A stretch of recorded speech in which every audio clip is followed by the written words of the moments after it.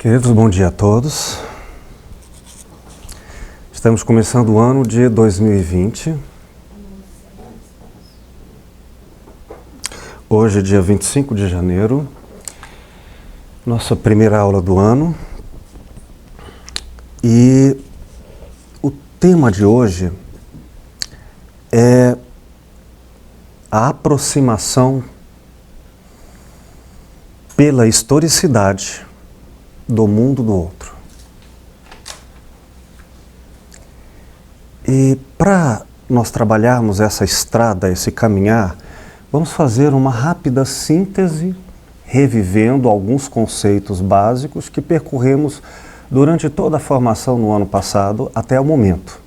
Apenas algumas ideias para lembrar ou acordar o senso filosófico que precisamos manter acesos, a fim de que a nossa estrada seja percorrida com todo o espírito que a filosofia quer cunhar, de atenção e de cuidados. Vamos lá?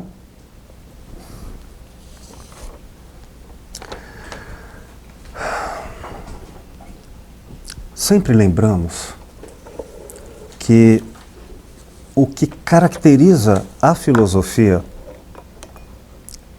antes mesmo da filosofia clínica, desde o seu nascedouro na Grécia Antiga, é o ethos.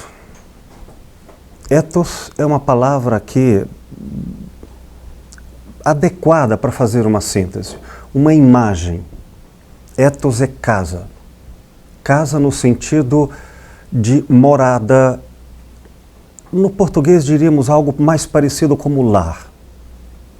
Não é uma casa física, é uma casa humana.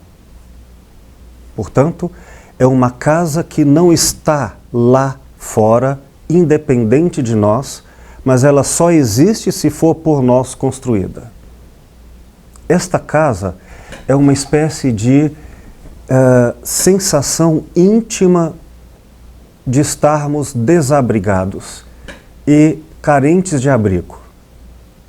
Ou seja, os gregos entendiam que há um lugar no cosmos que é um lugar da condição humana. E esse lugar, o ethos, se ele é construído adequadamente, nós temos nele a habitação da nossa humanidade. Precisamos construí-la. E é uma casa viva. Se ela for abandonada, o exercício da construção da humanidade, a casa desaparece. E ficamos desabrigados. Ficamos fora da condição humana. Esta condição, ela como que mapeia a relação de abrigo ontológico, o abrigo do ser.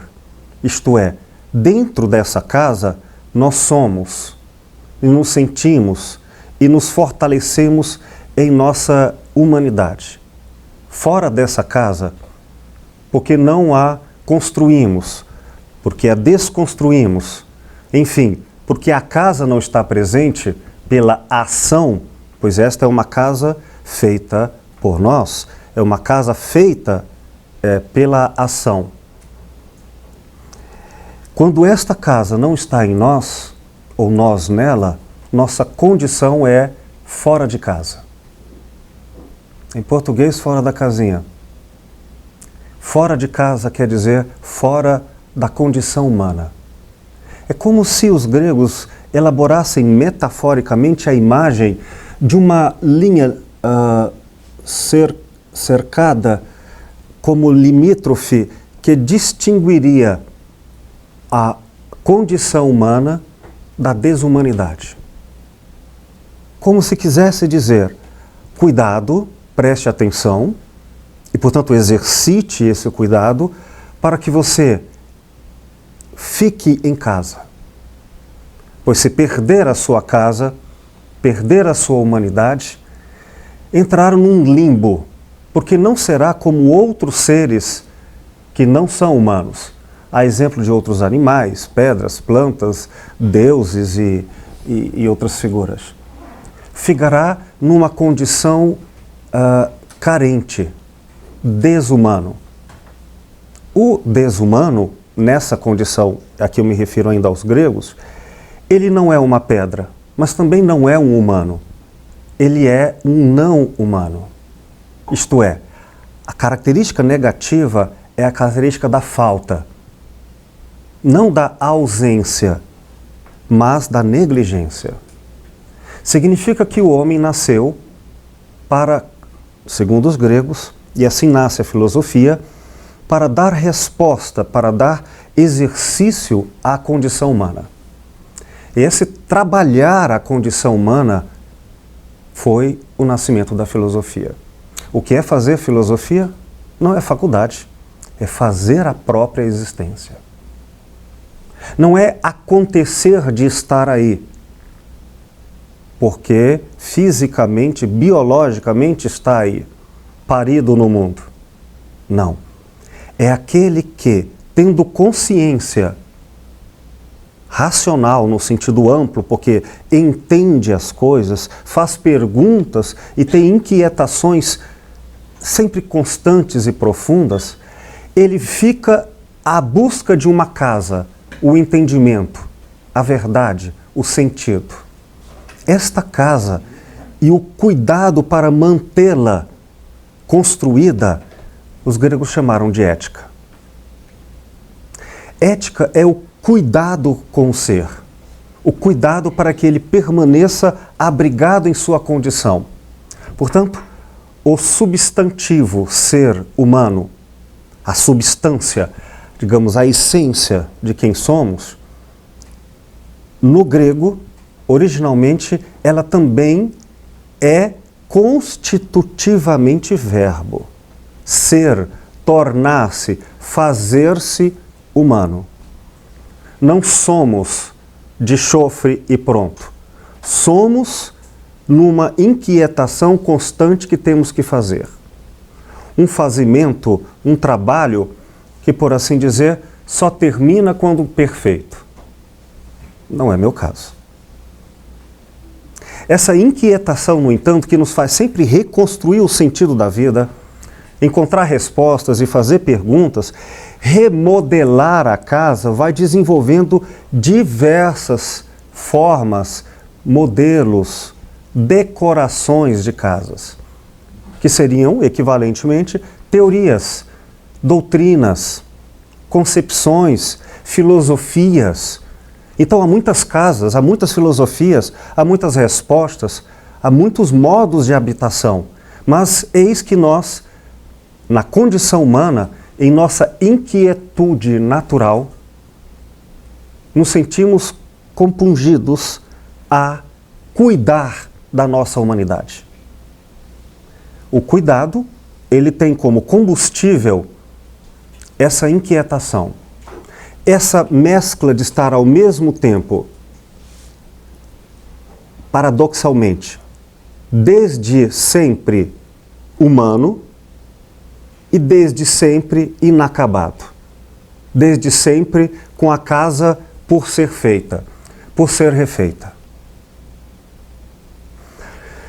Tantas e tantas foram as formas de trabalhar esses mitos e essas ideias que, em princípio, a palavra mito em grego quer dizer fala, porque é narrativa, e para os gregos a fala não é uma representação simbólica, é a própria vivência sonora. Então, quando os gregos falavam, não apenas os gregos, mas me refiro a eles como base, eles existiam. A fala não é a emissão de sons, é o diálogo, é a fala racional, é a troca de ideias, é a fala no sentido da troca racional. A fala para os gregos era política, não era uma fala ensimesmada como nos dias de hoje, a semelhança de um adolescente embirrado no quarto com seus próprios pensamentos. Não, para os gregos a fala era coletiva, a razão era coletiva. O diálogo era coletivo, isto é, o pensamento também era nesse sentido coletivo.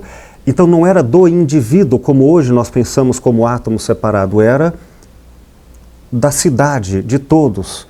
Então, o que era a filosofia? Uma tarefa política, uma tarefa social, uma tarefa constante de toda a humanidade, no caso a humanidade dos gregos, para construir o sentido da vida e seus problemas. E essas construções, essas habitações, tiveram várias casas diferentes como respostas a serem habitadas. Acho que todos na escola já tiveram que aprender tabuada, de cor e salteado, né? Os termos hoje em dia bastante alienados do seu sentido greco-latino original, quer dizer, se você não decorar, vai apanhar.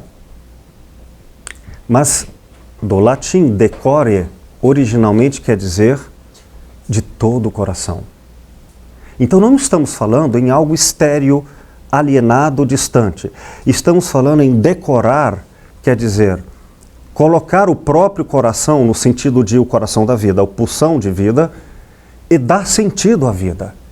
Então, o que é um filósofo no mundo antigo?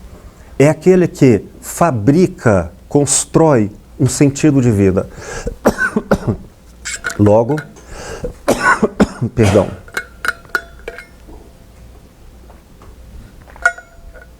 A casa do ser, a filosofia, quando ela surge como um coração pulsante e vivo que constrói a vida. Tá claro essa ideia? Não é diletantismo. O que constrói a casa? Que inquietação é essa que nos coloca para construir a casa? Qual é a elaboração, motivação disso? Os gregos, não apenas eles, mas tinham uma questão fundamental de origem, a morte. Diante da morte, qual o sentido de tudo? Enfrentar a morte não era mais uma questão empírica, porque todos vamos morrer. Prático. A questão é qual o sentido diante da morte.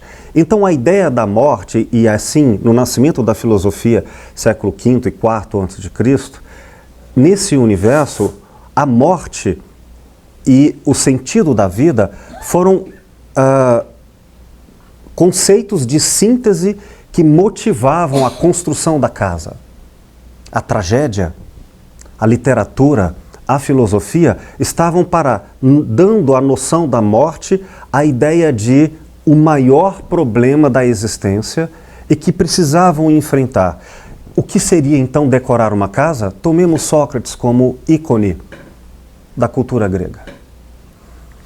Ele enfrentou o problema de construir e decorar a casa da inquietação, a casa da condição humana que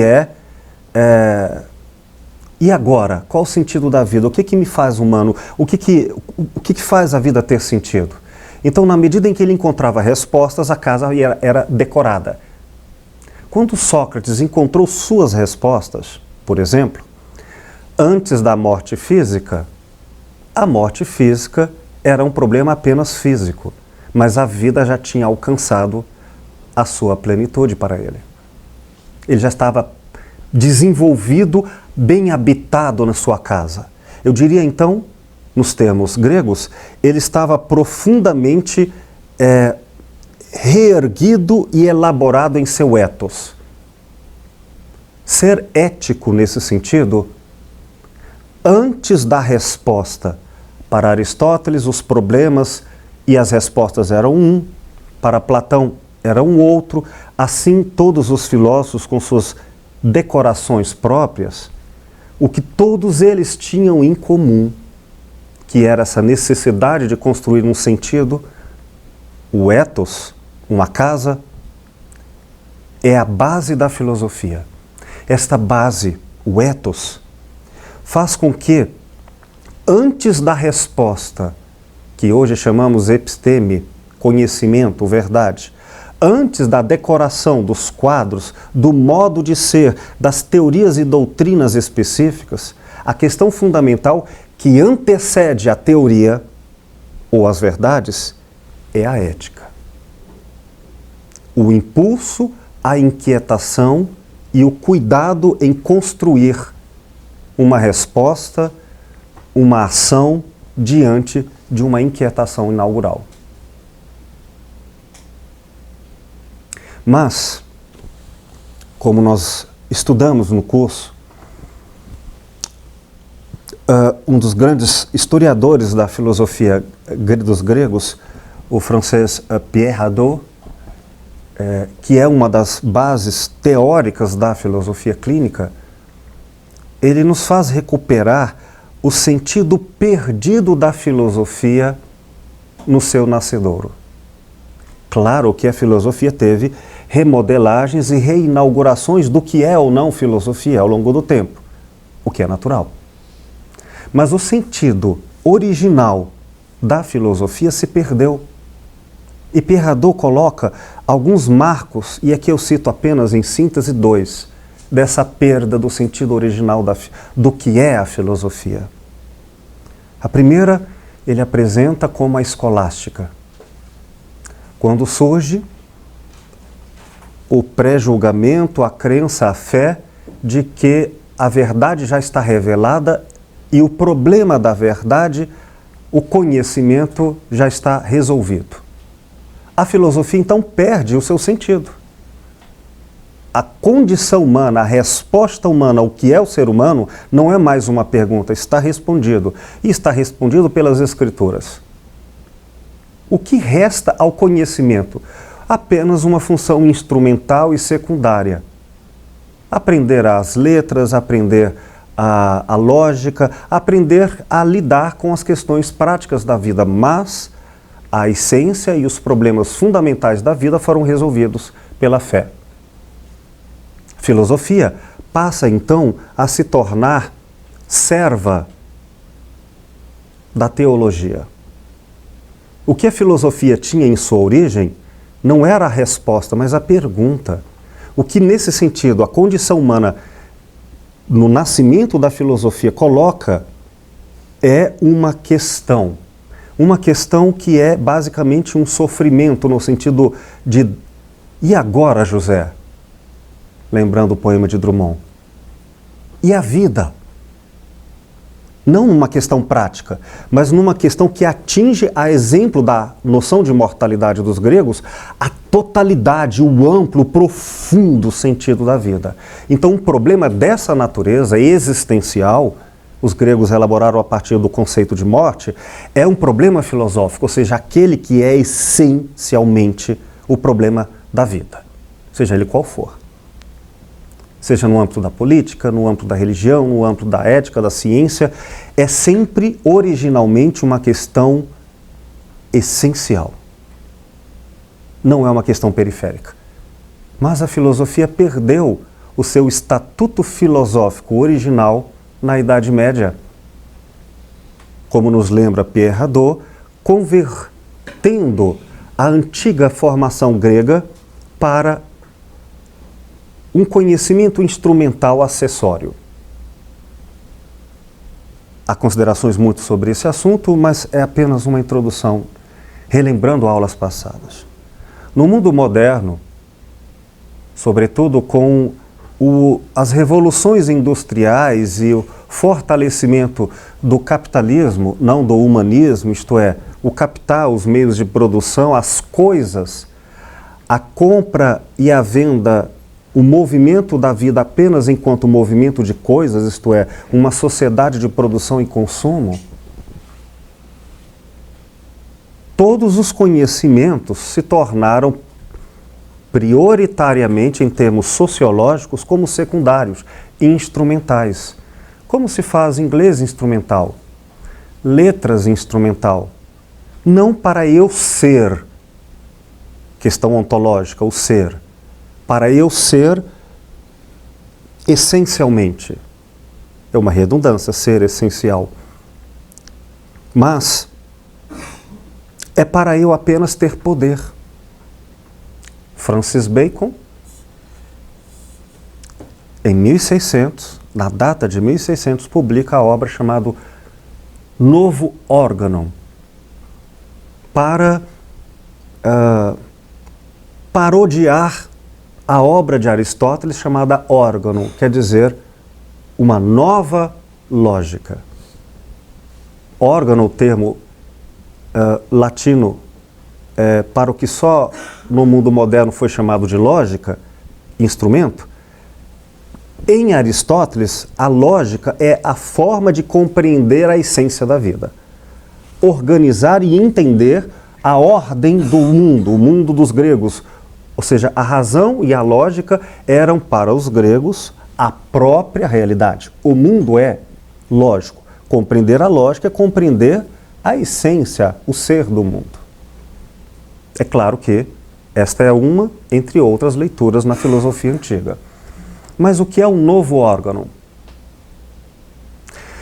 A epígrafe, tomo eu, de todo o mundo moderno, e por mundo moderno, do século XVII, estou assim chamando, até o século XX, há complexidades, há mudanças, mas de uma visão ampla e genérica, chamarei isso de estrutura moderna. Começa e é bem representada por Francis Bacon quando ele diz: saber é poder. Saber é poder altera todo o eixo da forma de existir e pensar o conhecimento. Porque já houve uma queda da filosofia como secundária à teologia, mas a teologia era, então, o novo estatuto do ser. Conhecer o ser, eis a verdade está ali. Então, ainda que filosoficamente havíamos abandonado todas as variedades de inquietações e possibilidades filosóficas para uma resposta pronta às teses do cristianismo, ainda o mundo era metafísico, no sentido de eis a essência, uma busca por algo como essência. No mundo moderno, esta questão é, e se torna cada vez mais, secundária e terciária. O conhecimento passa a ser instrumento, muito claramente. É poder. Numa outra epígrafe, em síntese, poderíamos dizer que no mundo antigo, pré-moderno, aquele que sabia era sábio. O filósofo, aquele que amava o saber e desejava a sabedoria, ou seja, era um ser. Era uma questão ontológica. No mundo moderno, não quero saber de ser, eu quero saber de ter. E é uma questão de poder. Todo conhecimento, então, é para dar mais condições operativas de se apropriar do mundo. Todo conhecimento, sendo instrumental, faz com que aquele que tenha muito conhecimento não seja, por isso, em nada, essencialmente, mais sábio. Então, tendo mais conhecimento sobre, por exemplo, questões da humanidade, não o torna, por isso, mais humano. É possível, então, ser doutor em ética e não ser ético.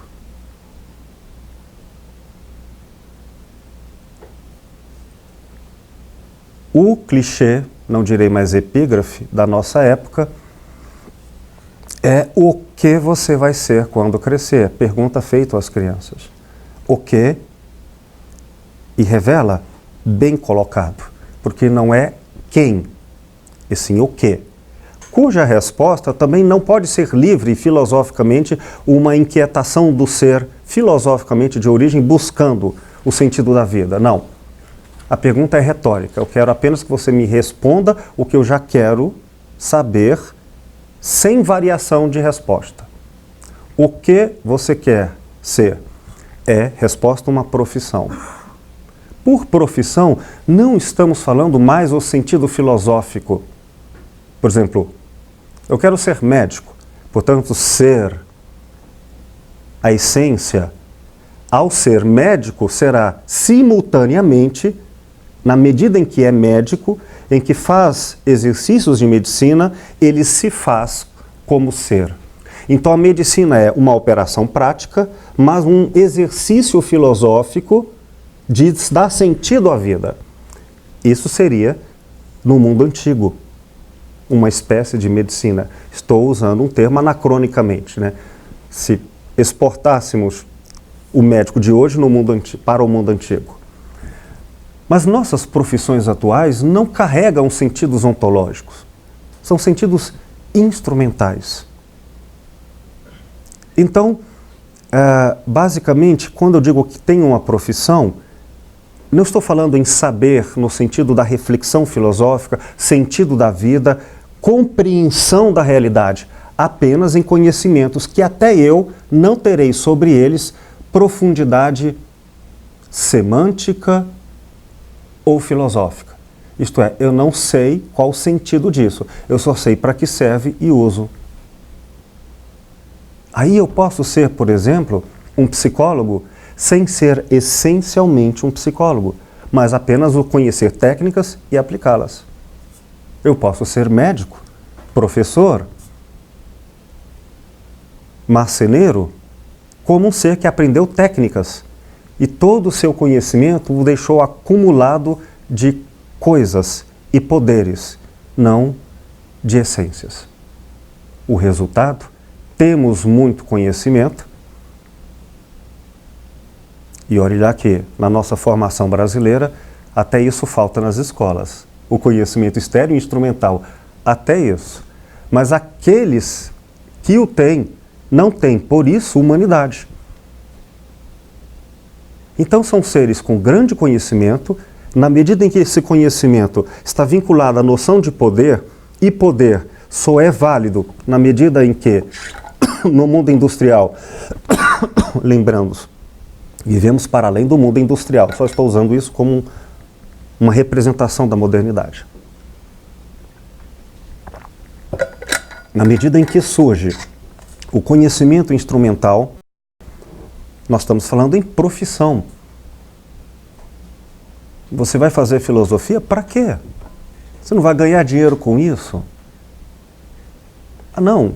Primeiro faça medicina, ganhe dinheiro e depois se deleite com o secundário. Então, assim como na Idade Média, a filosofia foi serva da teologia, na Idade Moderna, a filosofia e todo o conhecimento foi serva do capitalismo. Falo óbvio, mas eu preciso recuperá-lo. Porque Pierre Hadot fala, para esse mal que a filosofia dá notícias, porque a filosofia é reflexiva, ela aconteceu na própria filosofia, isto é, o problema da instrumentalização do conhecimento atingiu como um câncer a própria formação da filosofia. Então, entre as pessoas instrumentalistas, com conhecimento, inteligentes, por favor, não quero ofender ninguém. Os professores de filosofia acabaram se tornando pessoas desumanas, arrogantes, com conhecimentos. Mas o seu conhecimento não é mais uma sabedoria ou uma busca pela sabedoria, é a capacidade de humilhar, de dissertar. Bom, é nesse sentido que a filosofia foi, já que ela não é eficiente, dizem alguns políticos nos dias de hoje, né? Não é eficiente para ganhar dinheiro. Não é tão fundamental quanto agronomia, medicina ou engenharia. Então ela é secundária. Não precisa. Mas, curiosamente, se os próprios professores de filosofia se construírem enquanto conhecimento fora de casa, fora do ethos, o nazismo nos deu bem uma resposta, e um dos grandes filósofos sobre os fenômenos advindos dos efeitos do nazismo, da escola de Frankfurt, Theodor Adorno, com a sua questão, a educação após Auschwitz, que nos coloca essa questão que eu estou levantando agora, mais uma vez. Do que adianta tanto conhecimento por representação, uma das culturas mais intelectuais da história da humanidade, quer dizer, pegando um eixo linear, desde os gregos, os alemães se tornaram estes grandes representantes do conhecimento, Logo eles, com tanto conhecimento, produziram o nazismo. Filósofos como Hannah Arendt, no mundo moderno, levantaram a questão para além dos chamados nazistas e recolocou a questão do nazismo, quer dizer, um conhecimento eficiente, poderoso, capaz de controlar, portanto, destruir e construir segundo o desejo. Ela ultrapassou isso do universo militar e colocou a lógica do nazismo, que ela chamou de banalidade do mal, não é um mal perverso, bíblico, um monstro. Não, é uma lógica operacional, instrumental, que só não reflete as consequências que faz. Não se trata de perversidade. Existem sim as pessoas perversas, diria Hannah Arendt. Mas estudando o julgamento de Adolf Eichmann, ela disse, esse homem, ele não é um homem monstruoso no sentido caricatural. O que ele é, ou foi no nazismo, todos nós somos culturalmente fora da Alemanha no mundo moderno. Ou seja, a mesma coisa, isto é, nossa cultura toda é nazista. Ou seja, que banalizou a essência, a busca filosófica e apenas atingiu e buscou conhecimentos para ter poder. Então, basicamente, se eu obedecer às leis do país, cumprir todas as regras, pagar os meus impostos, adquirir conhecimento, ser um produtor e um consumidor, sou um bom cidadão da minha época. Está tudo bem. Só que quem não reflete filosoficamente, quem não vive filosoficamente, é capaz de fazer horrores e não ver, porque essa visão foi enceguecida pela ausência da filosofia. Pois bem, voltando à fita. A ausência da filosofia, agora como instrumental e serva da teologia, fez produzir figuras como o príncipe Vlad, o vampiro, o exemplo ícone de um cristianismo que não é filosófico, não o original, o medieval. É capaz de matar em nome do perdão, da paz. Quer dizer, se houvesse um pouquinho de reflexão filosófica, veria que esse discurso é incoerente, pelo menos. E no mundo moderno? Tantos conhecimentos e quanto mais doutor, mais desumano. Portanto, a falta da filosofia não é a falta do conhecimento. Não é a falta, às vezes, da teoria do conhecimento. É a falta do que originou toda a filosofia e, posteriormente, como resposta, o conhecimento. É a falta do ethos, da busca pela condição humana. Uma busca que é permanente, inquieta, angustiosa, às vezes.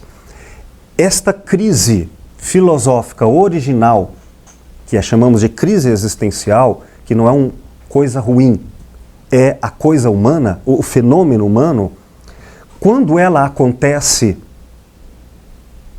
voluntariamente, nós temos um filósofo, nos termos de hoje, um cri-cri. Quer sempre perguntar, mas por quê? Quer sempre, a sua inquietude não é um defeito, ela derrama sobre as coisas práticas da vida um sentido de vida. Ou seja, ela decora filosoficamente a casa da vida, a casa do ser. E decora como? Não aceita respostas prontas, verdades prontas, sem antes dizer o que isso tem a ver com como é para mim esse sentido. Essa inquietação, que vai ser recuperada depois, e perdão pela introdução demorada, mas agora eu já me encaminho para essa conclusão. Essa recuperação do sentido original, ela foi perdida ao longo da história da filosofia,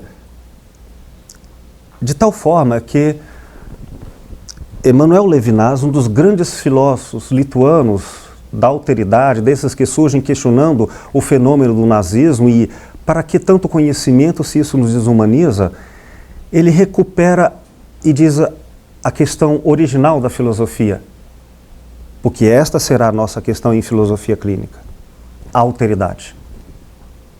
O exercício diante do infinito outro. Infinito quer dizer, eu nunca saberei completamente. E se eu souber, o conhecimento ainda se renova. Então o infinito é o espírito filosófico original, inquietude. Infinito quer dizer acabou? Está pronto? Você vai ter que ser infinitamente um construtor do sentido da vida. Infinitamente filosófico. Significa que antes de uma resposta, seja ela qual for, de todas e quaisquer questões filosóficas ou práticas, o que torna a filosofia autêntica e original é estar diante do infinito. Estar, em outras palavras, inquieto. Os gregos chamaram isso de pathos, o estranhamento. Preste atenção. Este pathos e este ethos, quer dizer, o estranhamento do que nada é óbvio e a necessidade de dar sentido à vida de qualquer forma, com teorias decorrentes, chama-se ética. A ética foi abandonada pela epistemologia, pelas teorias. Na Idade Média, a busca filosófica original foi abandonada pela verdade pronta teológica. No mundo moderno, a busca pelo sentido filosófico original da vida foi abandonado pelas respostas prontas e os conhecimentos profissionais. Enfim, resumindo a ópera, o que nos tornou tão desumanos? Nosso conhecimento. Sem o que era antes fundamental, a ética, a busca pela casa, a infinitude. E é nesse ponto que a filosofia surge, entre outros movimentos de uma época. Precisamos de tanta desumanidade recuperar o sentido original, não no tempo, mas no sentido da existência, em qualquer tempo, da filosofia. Precisamos recuperar nossa humanidade. Fazer filosofia, e aí entra a filosofia clínica, não é diletantismo, não é discussão estéril, não é disputa vaidosa de doutrinas, não é educar e ensinar o outro teorias.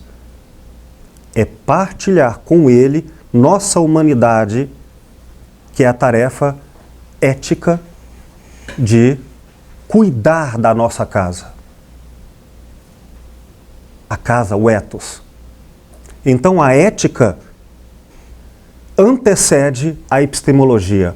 O cuidado do ser é anterior à doutrina do ser.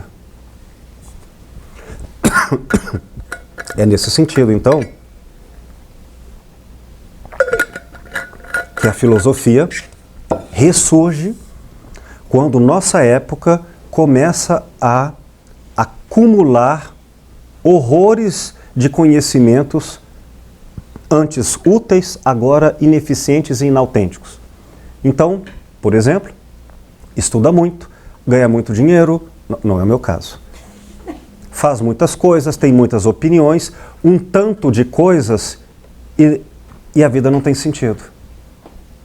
Consumiu, produziu coisas e coisas e não tem sentido.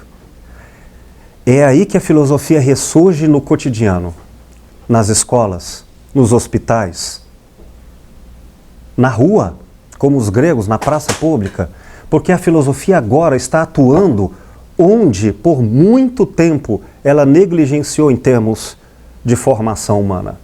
Se tornou história da filosofia, conhecimentos e exibição de doutrinas importantes, mas perdendo a inquietação ética filosófica de dar sentido ou decore com o coração a vida, pessoal, social, etc. Bom, tá tudo bem, ponto final. Mas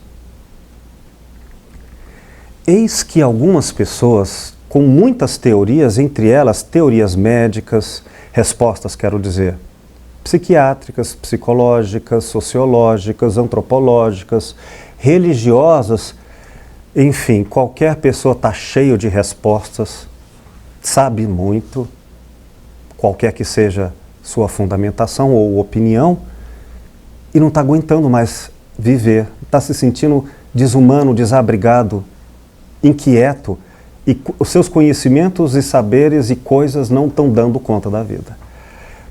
Quando algumas delas chegam à crise, ao caos, falam, não aguento mais. Todas as questões que falam de alienação, tenho muito e não sou nada, sei muito e não dou conta de nada. Todas essas contradições entre o ter e o ser estão levando pessoas com extremo desespero ao consultório filosófico. Podem até saber mais do que o filósofo sobre teorias disso ou daquilo, mas qual o sentido? Eu quero morrer, não tem mais. Então, o que é a filosofia clínica? É um esforço atualizado de recuperar o sentido original, de dar potência à existência humana, à autenticidade do espírito inquietante da vida, em que agora os problemas não serão mais respondidos com novas respostas, medicações, doutrinas e receitas prontas, ainda que belas e boas, mas não adequadas ao espírito da decoração, ao espírito ético, que é o espírito singular de cada pessoa, posto que ninguém pode pensar por outrem, responder por outrem, decorar por outrem. Então, como se faz filosofia clínica? Alternativa A, você estuda faculdade, doutrinas, e é isso? Isso faz parte do bojo, mas a questão é, a pessoa entra num divórcio, por exemplo, perde um filho, um emprego, geralmente a perda de elementos entendidos geralmente como segurança, as coisas, aquilo que chamamos de alienação. E aí, de repente, aquilo que era base fica assustadoramente, durante muito tempo tendo certezas, fica com a pergunta, qual o sentido? Não consigo mais. Então, se antigamente Sócrates, Platão, Aristóteles, Epicuro inquietavam as pessoas com filosofia, alfinetavam elas com questões éticas, qual o sentido da vida? Qual isso? Incomodavam essas pessoas. Quem são os novos filósofos? O divórcio, o desemprego, a violência. Socialmente, cada um está tendo inquietações. E não dá para chegar a elas e substituir a resposta A pela B, a teoria 1 pela 2. Porque não é mais isso que elas efetivamente procuram. Elas procuram não respostas, mas pensarem. Concluo essa introdução, apenas em revisão, faremos algumas revisões hoje é um dia de revisões, para dizer que a filosofia vem ajudar o outro a pensar por si mesmo sem pensar por ele. E que este pensamento não é um dado instrumental, é um pensamento vital. Portanto, é um pensamento com o corpo, com as emoções, com as ideias, com o trabalho, com as profissões, com a sexualidade. Convido a vocês, então, para mais um dia filosofarmos, revermos o sentido da vida pelas nossas inquietações.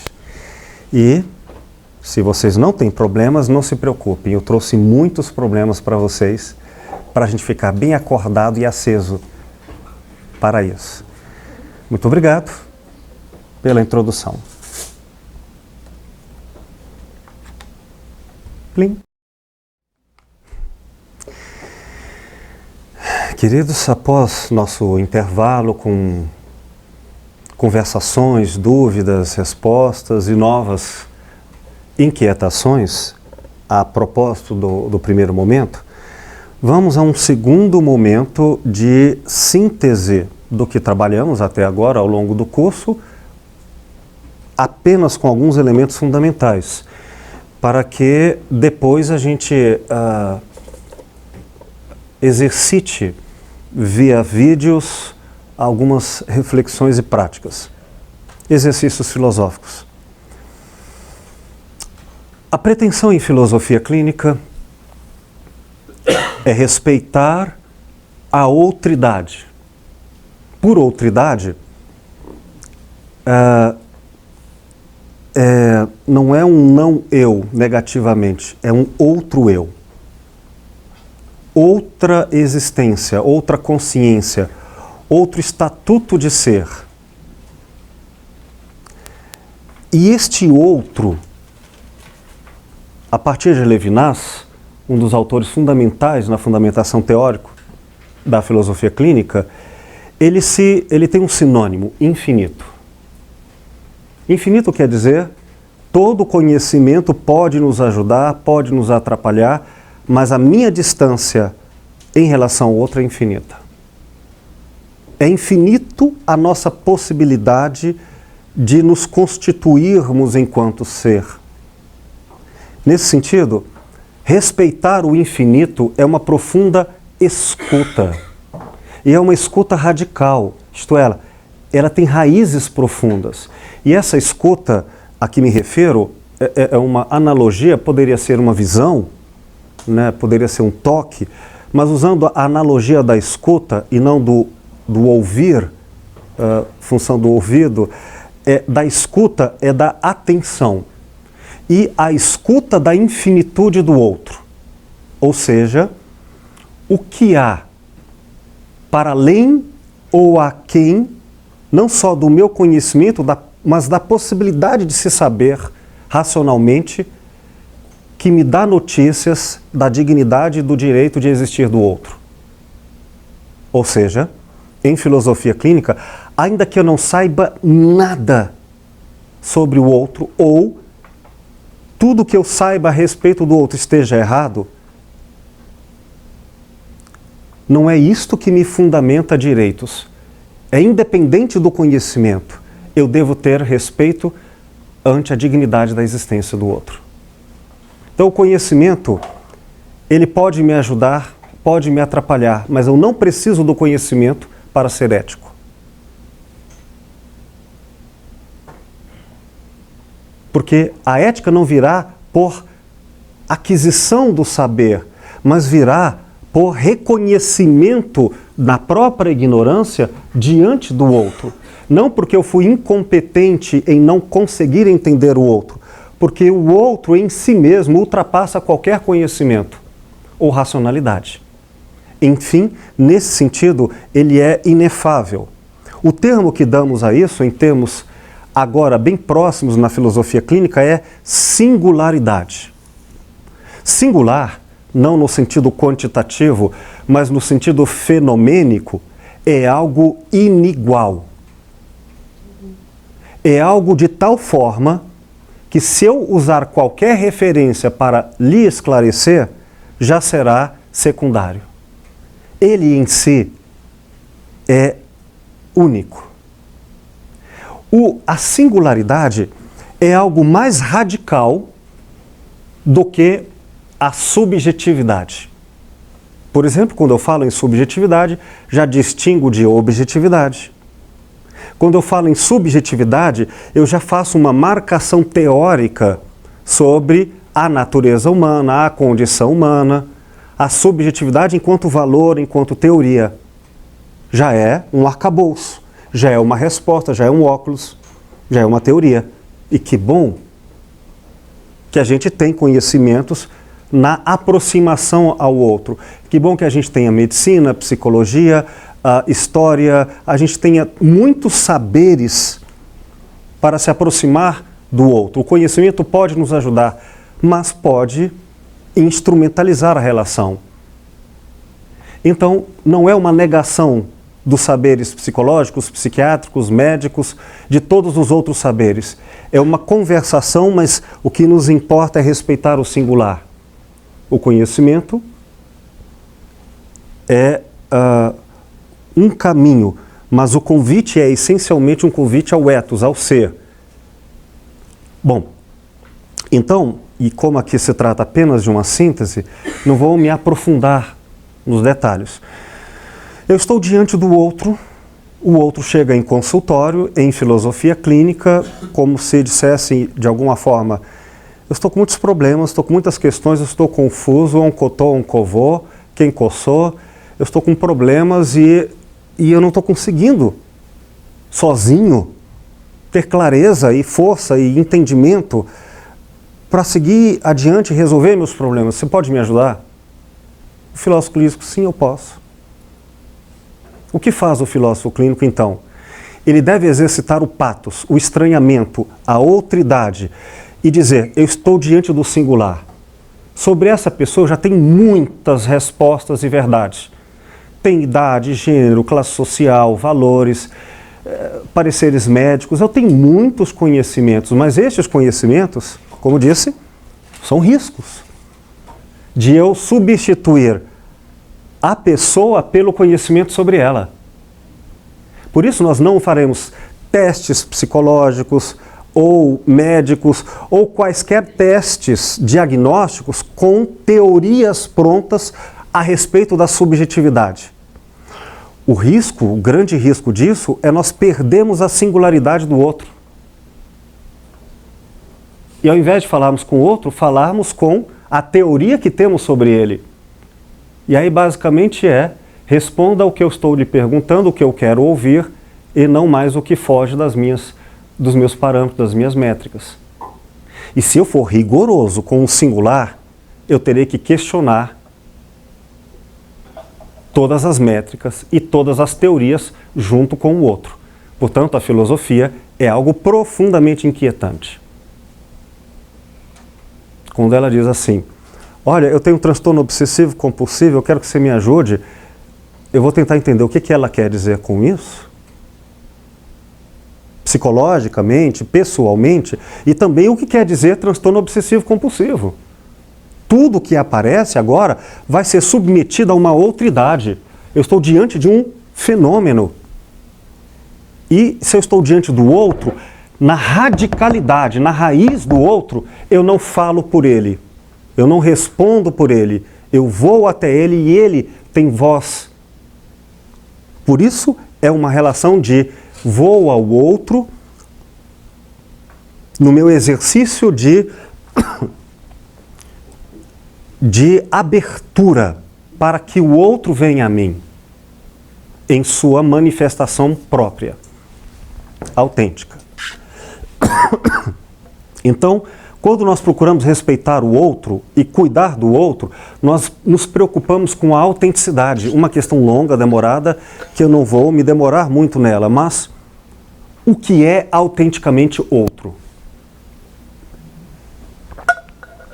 O que é autenticamente o outro e não minha projeção sobre ele, minhas teorias sobre ele, meus pré-julgamentos sobre ele.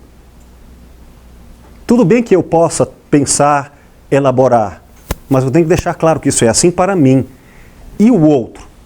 E se o outro falar dele próprio, será que ele está falando de si próprio com autenticidade? Ou ele está usando máscaras, referências, métricas, alienações, de forma que nem ele, achando que se conhece, na verdade, é boa referência de si mesmo. Ele pode usar parâmetros diferentes e estranhos dele próprio. E é próprio da nossa época. Repito, como dissemos antes, temos muito conhecimento e pouca intimidade com as questões fundamentais. Então, nós vamos ficar diante da outridade como fenômeno singular. Vou chamar esse infinito singular de pessoa. É isso, é uma pessoa. Então ela me chega como pessoa. E eu vou respeitá-la como pessoa. Embora eu tenha teorias, valores, etc. sobre ela. Vamos começar a separar então a pessoa do que eu penso sobre ela. Do que ela diz sobre si mesma. Na linguagem, no conhecimento, nas métricas, nós já temos, talvez, revelações ou deturpações, como dissemos. E em filosofia clínica, vamos separar, portanto, o conceito de pessoa como dado empírico, a pessoa diretamente em sua manifestação viva, existencial, e a estrutura de pensamento dela, isto é, uma organização metodológica, filosófica, que me dá conhecimento sobre ela. Portanto, o conhecimento que um filósofo clínico adquirirá da singularidade de cada pessoa, portanto, cada pessoa e um processo de aprendizagem implica em conhecimentos singulares. O conhecimento de uma pessoa é a própria pessoa? Não. Mas, eu brinco isso no consultório, eu perdi a minha bola de cristal, a minha varinha de Harry Potter e outras mágicas que me permitiriam dizer: eu cheguei lá, eu conheço a essência, eu encapsulei a outridade do outro, o outro é objeto, eu peguei o outro, estou na essência dele. Como eu não sou Jesus Cristo, pelo menos ano que vem vai ser as eleições, né? Os candidatos a isso, o filósofo clínico não se pretende, não se arroga isso. Então o que ele vai fazer? Eu preciso conhecer o outro, eu não adivinho o outro. Filosofia é conhecimento, mas este conhecimento é sempre de aproximação, indexado na escuta. A qualquer momento, pelas manifestações de linguagem vivas, o outro pode me mostrar que o conhecimento que eu tinha sobre ele está ultrapassado, confirmado, aprofundado, variado, mas o conhecimento sobre o outro nunca será descansado como se fosse a própria pessoa. Então eu sei que a representação teórica que eu faço dela, com todo o melhor esforço ético e teórico, é para chegar ao mais autêntico possível dela, mas não é a vivência direta dela. Todavia, é o melhor que nós podemos fazer em nosso conhecimento. Tá claro? Então, claro, há muitas considerações metodológicas, epistemológicas, blá blá blá, não vou entrar nisso agora. A questão é, o que é pensamento nesse sentido? A palavra poderia ser outra, talvez consciência, vida, mas por pensamento, pelo menos a maneira grega, pensar, em grego quer dizer carregar um fardo. E os gregos faziam a metáfora da ação. Pensar em grego é uma ação. Não é hoje em dia uma ideia descomprometida com a pulsão da vida, com o sentido vital das inquietações, como eu me referi antes. Portanto, os gregos, quando pensavam e falavam que isso tinha que ser a semelhança do corpo, no pensamento, na alma, eles estavam exercitando. E exercitar é, numa metáfora muscular, uma ginástica com pesos. Pesos, problemas. Então, pensar é basicamente enfrentar desafios, é a vida diante da tarefa da compreensão dramática dos sofrimentos. Tanto que Pierre Hadot recupera muito isso quando ele fala na sua obra Exercícios Espirituais e Filosofia Antiga, que termos como a Academia de Platão, ou o ginásio de esportes, como nós temos hoje, ou o ensino secundário, médio, que nós herdamos, representa ainda a herança da noção filosófica original, que é: só faço filosofia no exercício. E exercício para os gregos é diante da morte, diante da questão. Essa é a terapia filosófica, é exercitar os problemas. Por isso a ideia de pensar, entende? Poderia ser outra palavra, mas o conceito é a estrutura desse movimento de vida que exercita suas situações, suas dificuldades, seus embates, seus patos, seus sofrimentos, suas questões. Tá claro? Podem ser questões aparentemente pueris, minha namorada não me ama mais, o que eu faço para conquistá-la de volta? Ou pode ser uma questão, qual o sentido da vida? as diversas questões são amplas. Sempre haverão mais superficiais ou mais profundas. Vamos ao que é autêntico. Metodologias à parte, nós vamos fazer aqui uma analogia. Vamos imaginar, então, a pessoa, agora entendida como conhecimento da pessoa, e, portanto, toda uma tarefa metodológica de conhecer a pessoa, me afastando de tudo que seria conhecimento errado, equivocado,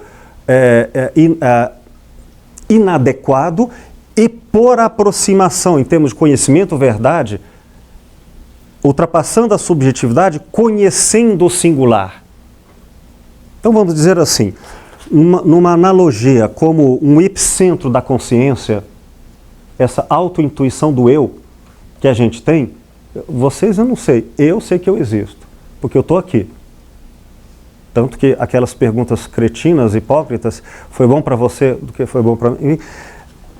É uma pergunta que parte, o mundo é duvidável, lembra? Esse eu bem contemporâneo, começa com Descartes, vai que o mundo é uma ilusão, mas eu sei que, enquanto eu duvido, eu estou aqui. Há mais concepções de eu do que essa, mas vamos imaginar o eu como uma espécie de centro de gravidade autointuitiva de si próprio. Ou seja, eu estou aqui me percebendo, e eu estou usando aqui uma noção de senso comum, viu?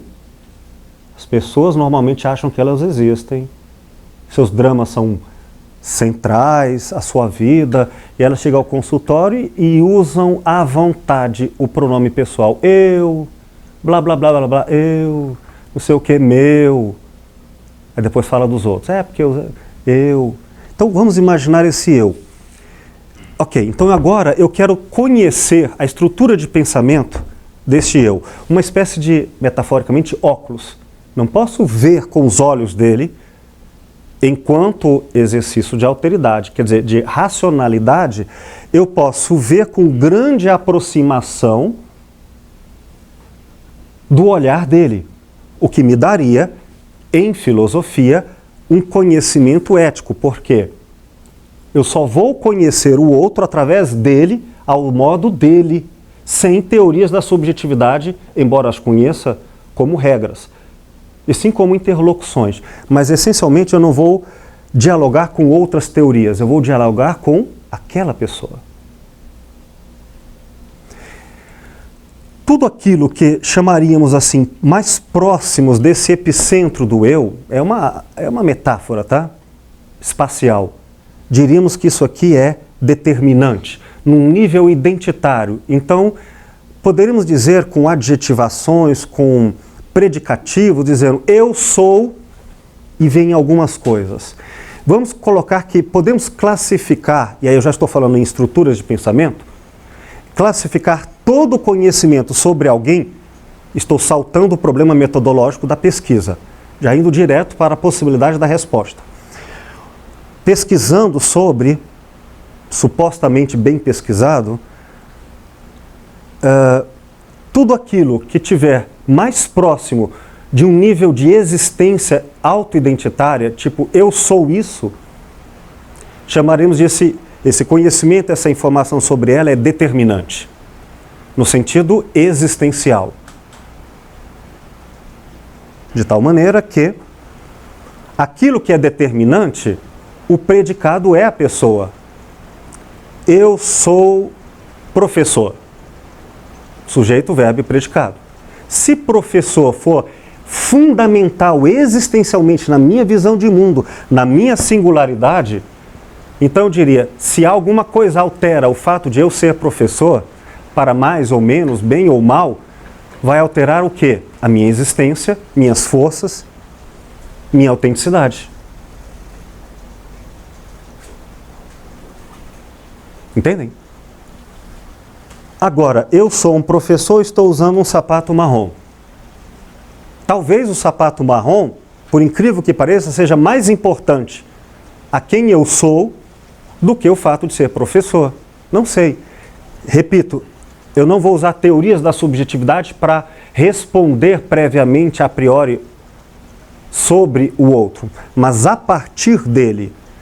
Então, vamos classificar todas as pesquisas da outridade em 3 níveis, filosoficamente assim reconhecidos. Aristóteles chamava, por uma modulação na sua metafísica, de substâncias do acidental e do essencial. Então, vamos imaginar algo semelhante. Existem caracteres, existem características no mundo da vida, na historicidade da pessoa, que são determinantes. Então, ao tratar disso, eu estou tratando da pessoa no nível identitário. Outras, o que é determinante, para esclarecer, é inegociável. A pessoa é, enquanto é, o conhecimento nos afirma ser, ela é aquilo. Determinante. Um afastamento no qual tem valor, tem ontologicamente reconhecimento identitário, é aquilo que é importante para a pessoa. Ou seja, tem força vital, tem autenticidade, tem, diríamos, produção vital. A pessoa está ali. Mas sendo importante e não determinante, numa escala hierárquica de potência, é passível de negociação, alterações, sem abalos profundos. Mas não podemos desconsiderá-la. Então, exemplos bem bobos ou talvez didáticos. Vocês acham que na biografia de Modigliani, a pintura dele era insignificante? Era importante ou era determinante?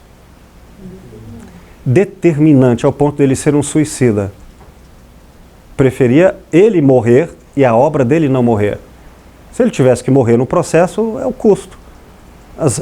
Então, o quadro, olhar para o quadro, eu estou olhando num processo no qual, de alguma forma, isso compõe ali a existência dele, numa relação eu-mundo. Agora,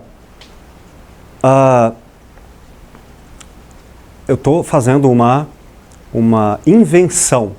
Não conheço, não pesquisei a vida de Modigliani, mas a cachaça para ele, quer dizer, vulgo vinho, era um meio pelo qual ele se inspirava para produzir tanto da inspiração até os resultados como obras. Ele bebia para pintar. A bebida, nesse sentido, vamos dizer, era importante. Ora, então podia, se não tivesse vinho, pudesse ser outra coisa. Também entravam mulheres, viu? Beber, mulheres, enfim. Esse tipo de vida orgástica dava a ele um sentido de vida. Quando eu digo autêntico, não quero dizer certo, errado, alienado ou autônomo, mas é profundo, existencialmente tem força ali. Então é passível de mudanças. E o que é insignificante? Aquilo que pode até parecer determinante, mas se tiver e não tiver, não vai alterar a força vital da pessoa. Tá claro? Um exemplo bem simples para quem tem filho, ou como eu ainda não cresceu, é simples. Vai ao supermercado, encontra um chocolate, alguma coisa colorida, fica alucinado, está com fome, no meu caso, permanentemente, elabora a frase: eu não vivo sem isso. Eu preciso disso para viver. Ela acha que aquilo é essencial, determinante, ela é aquilo, mas ela não se dá conta que é uma alienação, uma confusão entre ela e a coisa no qual ela sacia desejos. Tá claro, gente? O determinante, o importante e o insignificante. E agora surpresas. O que na singularidade de uma pessoa, o que é importante uma coisa, pode ser insignificante para outra. Talvez ela mude isso ao longo da vida. Eu só estou colocando isso aqui para desenvolver o que nós vamos trabalhar daqui a pouco com um exercício. Como nós vamos metodologicamente ao outro, se todo conhecimento pode ser uma traição ao respeito ético do infinito outro? Nós vamos usar vários métodos filosóficos, entre eles a fenomenologia, para procurar entender pela intencionalidade, tema que estudamos em outras aulas, como cada pessoa interpreta o mundo. De tal maneira que o mesmo, digamos, objeto público à frente de duas ou mais pessoas pode ser diferentemente interpretado. Assim, sabendo eu como filósofo que a pessoa fala sobre algo, não posso me equivocar distraidamente de que ela está falando com um enredamento de significações que eu daria àquele algo, como se fosse, é óbvio. Não. Quando ela fala sobre algo, ela dá um enredamento de significações àquilo que só faz sentido e só pode ser capturado e compreendido se eu me aproximar sobre variados aspectos, reiteradas confirmações, até um grau forte de verificação metodológica, de dizer, eu não só sei do que ela fala, mas a maneira e a perspectiva de como ela aborda aquilo. Ou seja, a relação entre o que é objetivo e o que é subjetivo foi mapeada e calculada. São considerações complexas, que pertencem a outras aulas passadas, que agora não vou retomar por tempo. Mas, basicamente, para eu chegar a este resultado metodológico de como é para aquela pessoa, repito, não usarei verdades a priori. Por exemplo, Freud entenderá, eu uso Freud apenas como uma representação máxima de um dos grandes teóricos da subjetividade humana. Entenderá que todo e qualquer ser humano, eis aí uma tese filosófica que começa com Thomas Hobbes, depois passa por outros autores como David Hume, e filosoficamente se atualizam nele como Freud, com base filosófica para dizer, o homem é um ser de instinto, é um bicho, é um lobo, e ele tem que viver em sociedade, e agora nós temos conflitos. Como é que a gente faz? E aí Freud elabora a tessitura de suas considerações, mas Freud tem um pré-julgamento que afirma que toda e qualquer pessoa é permanentemente um conflito entre id e superego, entre um instinto, desejo de saciedade e as regras sociais de convívio mútuo. Esse instinto para Freud é feito metapsiquicamente de duas pulsões, desejo de prazer e desejo de destruição. E tudo isso, ao fundo, com a certeza que a racionalidade infelizmente nos dá, segundo Freud, e que a gente tem que assumir isso de verdade, que os bichos não têm, que a gente sabe que vai morrer. Blá, blá, blá, blá, blá, há muitas considerações. Com tudo isso, quando uma pessoa vai usar o conceito de subjetividade para ir ao mundo do outro e entender como o outro vê, em termos éticos, na nossa leitura em filosofia clínica, fazendo uma conversação com a psicanálise, nós vemos problemas. Por quê? Será que a outridade, o infinito desta pessoa em minha frente, ela cabe na teoria de Freud? Todo mundo tem essa angústia diante da morte? É fato que não existe a teoria cristã ou qualquer teoria religiosa, é uma ilusão necessária diante da angústia? Ou pode ser exatamente o oposto, ou outras coisas? Estou usando essa ideia para dizer, nós não estamos falando em uma fenomenologia que vai embasar todos os saberes da área psi, incluindo da psiquiatria, como teorias da subjetividade. É mais radical que isso. Nós vamos ao singular.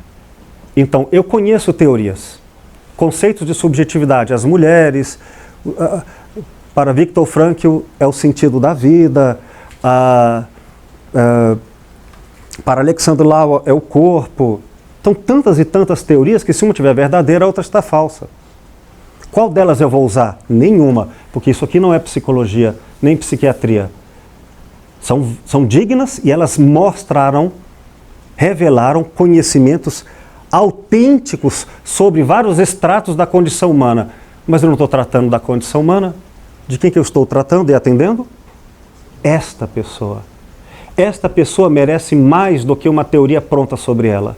Então, eu vou fazer aquilo que na fenomenologia foi chamada, recuperando dos gregos, de epoké. Significa, eu sei que não sei, eu sei que é infinito. Então, epoké, eu vou prestar atenção. E nunca vou descansar isso. E para manter isso acordado, o estado de atenção, você vai precisar de um exercício filosófico clínico tremendo. É ginástica, é pensamento, é patos, temas de outra aula. Se você se distrai, ri, chora, goza, simplesmente cai na história do outro e vive com ele, é a mesma coisa que de repente você liga a televisão, quando o filme acaba, fala, nossa, só tinha que lavar as louças. Não tinha como perceber antes, porque o filme roubou a sua atenção e você foi dirigido pela forma, história do filme. Eu não vou me entregar à realidade como óbvia, à narrativa do outro. Eu vou ouvi-lo, mas atento, ou seja, filosoficamente, questionando o que é verdade para ele, o que é verdade para a nossa época. Com base nisso, eu terei um mapeamento de como é para aquela pessoa, segundo o que lhe é determinante, importante ou insignificante. Para ela, esta pessoa, singularmente, e não para a subjetividade a respeito de todas as outras. Concluindo, nós faremos isso observando, lembrando que a pessoa é um fenômeno em si anterior à linguagem e à racionalidade posterior, mas enquanto filosofia precisamos da linguagem, do conhecimento e dos métodos, que é caminho. Então nós vamos procurar teoricamente nos aproximar do outro. Estrutura de pensamento, como nós vemos ali, uma tabela, é o que o Lúcio procurou reunir em termos de categorias ou possibilidades formais de todas as respostas antropológicas, filosóficas antropológicas dadas pela história da humanidade. Todas as teorias elaboradas sobre a subjetividade humana. E colocar todas elas como gavetas vazias, a priori, ou seja, são possibilidades. A pessoa é emocional? Não, pode ser. A emoção é uma das possibilidades de resposta à pergunta quem é a pessoa. Determinante ou importante emocional. Mas a emoção pode ser secundária para alguém diante da autoidentidade dela em contexto? Pode. O que eu sei então é uma estrutura de pensamento permanentemente aberta, vazia, sem conteúdo. Chamamos isso de formal. Kant chamava isso de transcendente. Quer dizer, por exemplo, eu sei que existe altura. Esta pessoa tem 1,5 m, aquela tem 1,70 m, como respostas. O que é altura? A categoria que me dá a possibilidade de entender o tamanho. Então eu vou colocar aqui como estrutura de pensamento todas as categorias elaboradas por todos os saberes e reunidas filosoficamente aqui como possibilidades de serem empiricamente respondidas por cada pessoa. Ao final de uma boa pesquisa, se bem feita, cada pessoa conhecida como cada estrutura de pensamento será única. Se eu tivesse que fazer uma teoria, eu teria que fazer uma teoria para cada pessoa. Nesse sentido, a filosofia clínica é uma ética antes de uma resposta pronta, porque essa ética, sem respostas a priori, é que vai me garantir o respeito ao infinito singular de cada pessoa. Estou falando rápido, mas por ser síntese, estão me acompanhando? Há muitas considerações, é claro, é uma revisão. É radical porque nós faremos isso com profunda honestidade moral, espiritual, intelectual. Bom, então, como se dará esse trabalho? A ideia de singularidade não significa a pessoa como indivíduo. Pode ser. A clínica ser feita com indivíduos. Mas o fenômeno singular, único, próprio, pode ser uma cultura, uma coletividade, uma época, uma instituição. Tem colegas especializados em filosofia clínica, em empresas, em organizações, em culturas, não nesta pessoa ou naquela, na estrutura coesa que torna uma estrutura viva. Nesse sentido, a estrutura de pensamento pode ser pessoal ou pode ser estrutural. Então, com métodos diferentes, nós podemos fazer a pesquisa no consultório relacionada à terapia da singularidade, no indivíduo, como também podemos elevá-la a hospitais, estruturas, culturas e outros contextos. Essa parte é uma parte dedicada ao que métodos de estruturalismo sistêmico, que envolve coisas como paradigmas da complexidade de Edgar Morin, porque nós vamos lidar com estruturas amplas e estruturas abertas e não fechadas. Nossa, há muitas coisas aí.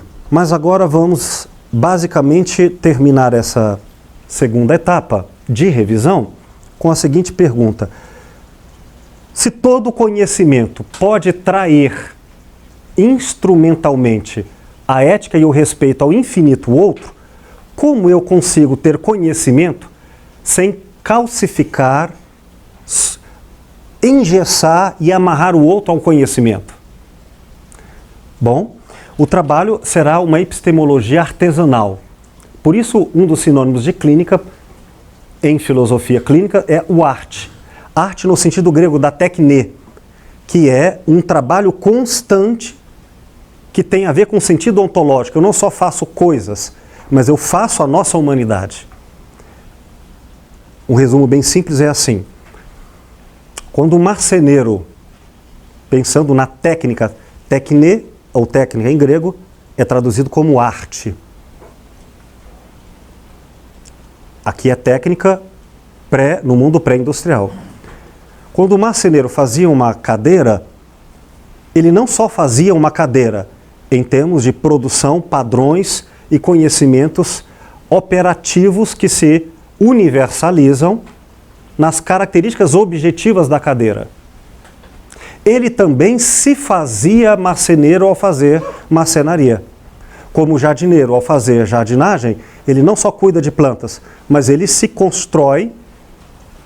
Como pintor, ao fazer pintura, ele se faz pintor. Nesse sentido, é uma relação no qual parte do conhecimento é uma ação de produzir com a objetividade do que se sabe. Acumulado, conhecimentos herdados. Mas na outra parte, que é a outridade, o infinito outro mundo, a metafísica, eu não posso tornar todas as cadeiras iguais, todos os sapatos iguais, todos os objetos iguais, porque eu estou diante de um encontro entre eu ir até o outro e o outro vir até mim. Eu vou até ele com todo o conhecimento metodológico, que entre eles a fenomenologia está para colocar a menor intervenção, o menor agendamento, o menor comprometimento de informações sobre o outro para eu não falseá-lo. Essa é a nossa parte. A outra é deixar vir o outro manifestando sua singularidade. Então, o conhecimento é feito de método, sobretudo um método sem verdades prontas e com uma grande ética de abertura para que a metafísica, o infinito, o inominável do outro se manifeste. O resultado disso é artesanal. Por isso é uma objetividade artesã, rigorosamente metodológico, para garantir a singularidade em suas infinitas multiplicidades. Sem uma teoria subjetiva sobre todos, mas com uma metodologia formal, lógica, rigorosa para garantir o máximo de abertura da singularidade. Dando um salto e concluindo, nós fazemos isso através da historicidade, não da história, não da biografia, embora esses elementos possam nos trazer informações pertinentes ao que é importante ou não na identidade do outro.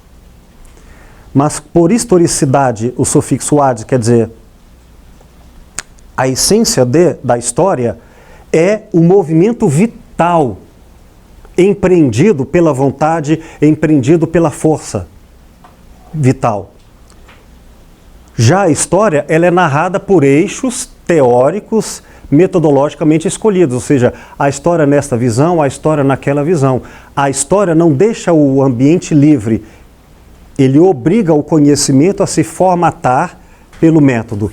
Já quando nós falamos em historicidade, pode acontecer que a pessoa, ao se manifestar, ela coloque mentindo sobre si mesma, ou delírios, ou fantasias, ou, gosto de citar e repito sempre didaticamente, como uma garota de 16 anos que eu atendi, que ela basicamente não me dava praticamente nada da sua biografia, mas eu ficava sabendo tudo sobre o K-pop.